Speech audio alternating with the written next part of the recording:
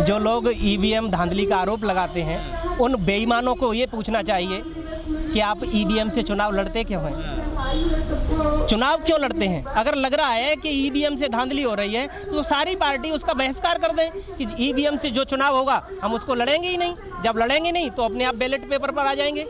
ये साले जितने भी लोग हैं सब बेईमान हैं और मक्कार लोग हैं। कहते हैं ईवीएम में धांधली हो रही है और उसी धांधली होने वाली प्रक्रिया से चुनाव लड़ते हैं। ये बेईमान हैं, निरे बेईमान लोग हैं। अगर ये जरा भी ईमानदार हों तो जिसको बेकार बता रहे हैं उस प्रणाली से चुनाव का पूरी तरह से बहिष्कार कर दें तो अपने आप सारी समस्याओं का समाधान हो जाएगा। बात यह है संविधान खतरे में नहीं है, ये गुमराह किया जा रहा है मूल मुद्दों से भटकाने के लिए।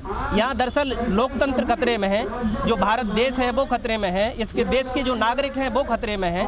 यहाँ पर चंद पूंजीपति लोगों ने इस देश पर कब्जा कर लिया है। वो चुनाव को किसी भी तरह से मोड़ देते हैं, चुनाव के परिणामों को मोड़ देते हैं और उनके पास जो धन है उसका दुरुपयोग और सदुपयोग करके देश की जनता को बेवकूफ़ बना रहे हैं और बढ़िया तरीके से मलाई काट रहे हैं। ये निरे बेईमान लोग हैं। ये बेईमान लोग ईवीएम को दोष देते हैं, उसी प्रणाली से चुनाव लड़ते हैं। अगर इनमें जरा भी ईमानदारी है और शर्म हया जरा भी बची है तो इन्हें ईवीएम से होने वाले चुनाव का पूर्ण रूप से बहिष्कार करना चाहिए। और जिस दिन ये जितनी भी पार्टियां हैं बहिष्कार कर देंगी, चुनाव अपने आप बैलेट पेपर से होने लगेगा। 2014 से पहले संविधान दिवस नाम की कोई चीज़ नहीं थी। जैसे जैसे लोग संविधान की सच्चाई को जानते जा रहे हैं वैसे वैसे ही संविधान दिवस को मनाना शुरू किया जा रहा है। सिर्फ इसलिए शुरू किया जा रहा है ताकि जो संविधान सभा ने जो साजिशें की हैं, संविधान सभा में जो निर्माता थे उन्होंने जो साजिशें की हैं संविधान के प्रति, उन सब चीज़ों को लोग जान नहीं सकें। तो जो संविधान है वो मनुस्मृति का ही आधुनिक स्वरूप है, या यूँ कहें कि जो अंग्रेजों का अधिनियम था 1935 का, उसका पूरी तो नहीं कहूँगा, लगभग 200 से 250 आर्टिकल हैं जो कि तो संविधान में लिए गए हैं। मानते संविधान खतरे में इस टाइम देश में? संविधान खतरे में नहीं है। संविधान अगर खतरे में भी होगा तो आपके पास बचाने की पावर क्या है? अगर संविधान का संरक्षक है संविधान के द्वारा तो वो सुप्रीम कोर्ट है। सुप्रीम कोर्ट इसको क्यों नहीं बचाना चाहता?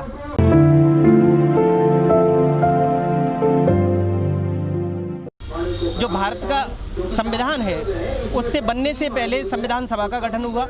जब संविधान सभा का गठन हुआ तो संविधान सभा में बाबा साहब प्रवेश नहीं कर पाए थे, तो उन्होंने शेड्यूल कास्ट फेडरेशन के माध्यम से संविधान सभा को 15 मार्च 1947 को एक मेमोरेंडम दिया था।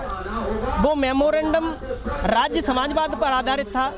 उस मेमोरेंडम की मंशा थी कि देश की जो जितनी भी धन धरती है, संपत्ति है, उसका निजी स्वामित्व समाप्त करके उसको शासकीय संपत्ति घोषित किया जाए और जो देश की जनता है उसके लिए शिक्षा, स्वास्थ्य, रोजगार, रोटी, कपड़ा, मकान इत्यादि की जिम्मेदारी तय की जाए।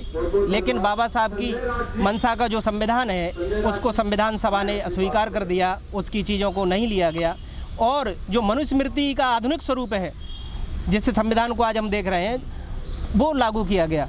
ये मनुस्मृति का आधुनिक स्वरूप इसलिए कह रहा हूँ कि संविधान के लागू होते हुए भी लगभग 70 सालों के बाद आधे से ज़्यादा आबादी गरीबी रेखा से नीचे है।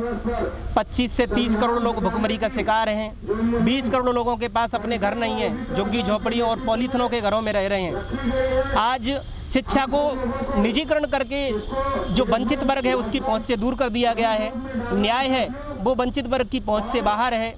अर्नब गोस्वामी को तुरंत रिलीफ सुप्रीम कोर्ट के द्वारा मिलता है, लेकिन वंचित वर्ग से जुड़े हुए जितने भी केसेस हैं वो लंबित हैं, उन पर कोई सुनवाई नहीं होती। उन लोगों को जो देश के मूल मुद्दे हैं समाज के, उनके प्रति अवेयर करना चाहिए।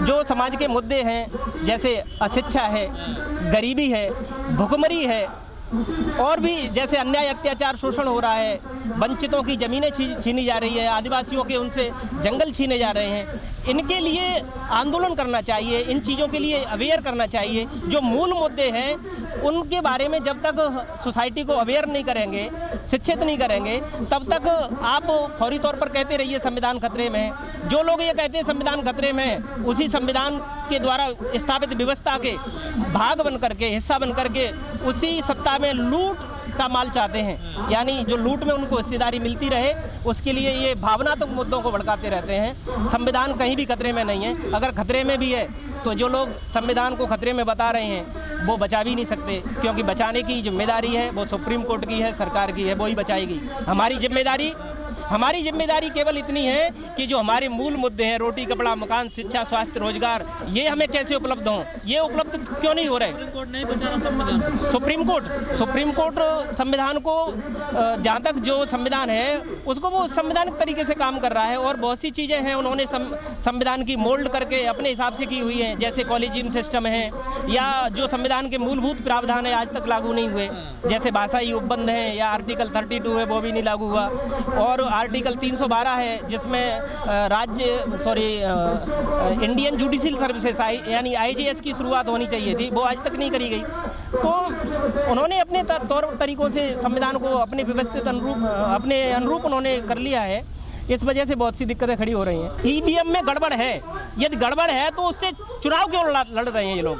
कौन चाहता है? जितनी भी विपक्ष की पार्टियां हैं, देखिए जितनी भी विपक्ष की पार्टियां हैं वो उस पर कांग्रेस ने कहीं ना कहीं डायरेक्टली इनडायरेक्टली कब्जा किया हुआ है, तो वो नहीं उनसे निकलने दे रही। अगर जितनी भी क्षेत्रीय दल हैं, राष्ट्रीय पार्टियां हैं, वो मिलकर के इसका बहिष्कार कर दें, हम चुनाव नहीं लड़ेंगे, तो निर्वाचन आयोग की औकात है कि वो चुनाव करा लेगा या भारत या जनता को सड़कों पर उतरना चाहिए? नहीं, जनता को कतई नहीं। जितनी भी राजनीतिक पार्टियां हैं उन्हें चुनाव का बहिष्कार करना चाहिए। चुनाव आयोग के पास पावर है, चुनाव आयोग के पास पावर है, सरकार के पास। मैं बता रहा हूँ, विधेयक की कोई जरूरत नहीं है। जितनी भी पार्टियां हैं सब लिख करके दे दें कि हम चुनाव नहीं लड़ेंगे कतई।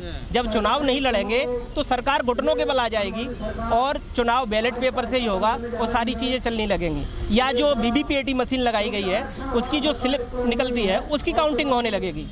तो मतलब विपक्ष की कहीं ना कहीं कमी रह रही है। बिल्कुल, जैसे तेजस्वी यादव की पार्टी अभी हारी बिहार में, तो वो रोने लगे। भाई रोने से पहले वो बहिष्कार क्यों नहीं किया? बोले हम EVM से चुनाव नहीं लड़ते। वो कांग्रेस के साथ में चले गए, कांग्रेस के साथ गठबंधन किया, कांग्रेस ही तो EVM को लेकर के आई, उसी के साथ गठबंधन। वो क्यों EVM का विरोध करने देगी? बिल्कुल,